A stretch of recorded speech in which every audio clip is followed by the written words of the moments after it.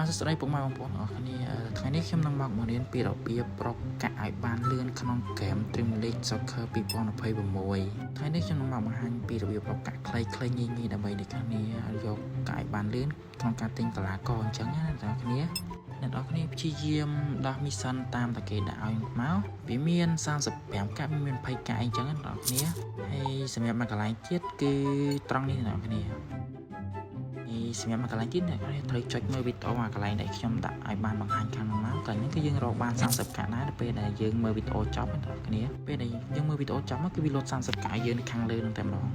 ហើយសម្រាប់កន្លែងនេះបើអ្នកនរគ្នាចង់បានកាក់លឿនអ្នកគ្នាត្រូវចំណាយលុយតិចទៅកន្លែងហ្នឹងគឺដូចជាវាមានរបស់ច្រើនដែលយើងត្រូវដោះឲ្យបានអីវ៉ាន់ច្រើនមែនតើអ្នកនរគ្នាមិនសិនជាអ្នកគ្នាដាក់កន្លែងហ្នឹងណាកន្លែងហ្នឹងដូចជាតែ$2ជាងទេអ្នកគ្នាថា$2ចា$1.99ហ្នឹងពេលអ្នកខ្ញុំដាក់ទៅគឺយើងបានអីវ៉ាន់ច្រើនមែនតើហ្នឹងគឺចំណេញដាក់ឡើងហ្នឹងអ្នកនរគ្នាហើយសម្រាប់កន្លែងទៀតអ្នកគ្នាត្រូវចូលឡើងនេះមកអាហ្នឹងត្រូវធ្វើ event វានេះកន្លែងយើងបានកាក់ច្រើនមែនតើ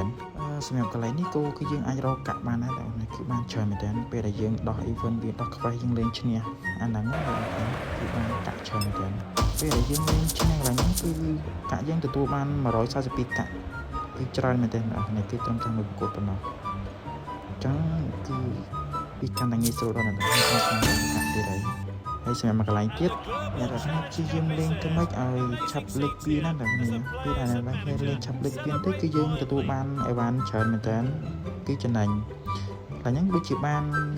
ពេលយើងលេងលើក2ទៅគឺបានស្ពេចទៀតបងប្អូនអ្នកនរគ្នាមើលនេះពេលដែលយើងលេងទៅយើងបាន38កាក់ហើយបាន25ដបងទៀត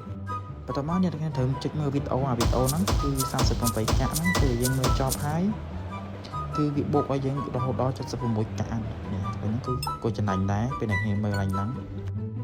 ហើយសម្រាប់កន្លែងនេះវិញអ្នកនរគ្នាលេងឲ្យបាន XP ច្រើនមកហើយហ្នឹងគឺយើងពេលដែលយើងលេងបានហើយយើងបានទទួលបានកាក់ទៀតអ្នកគ្នាពេលយើងដោះអស់យើងបានកាក់យើងបានកីឡាករសេរីចាស់មកទៀតហើយសម្រាប់កន្លែងនេះវិញអ្នកនរគ្នាមើលវីដេអូវាកន្លែងដែលខ្ញុំប្រាប់ហ្នឹងទៅគឺយើងកន្លែងហ្នឹងគឺយើងរកបាន30កាក់បន្ថែមពីលើទៀតណាពេលដែលយើងមើលចប់ទៅអញ្ចឹងណាបងប្អូន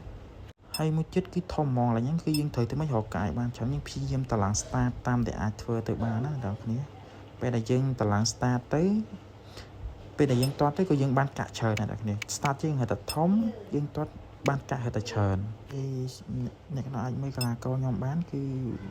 มันជាខ្លាំងហើយណាទេព្រោះខ្ញុំទៅលេងដែរហ្នឹងលេងបានប្រហែលជា4-5ថ្ងៃហ្នឹងតែគេកីឡាករគឺរៀងខប់សេរីដែរគឺបានមានមេស៊ីមានអឹមបាប៉េមានអីដែរហ្នឹង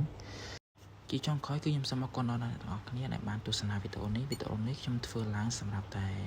អ្នកដែលលេងដំបូងដូចខ្ញុំអញ្ចឹង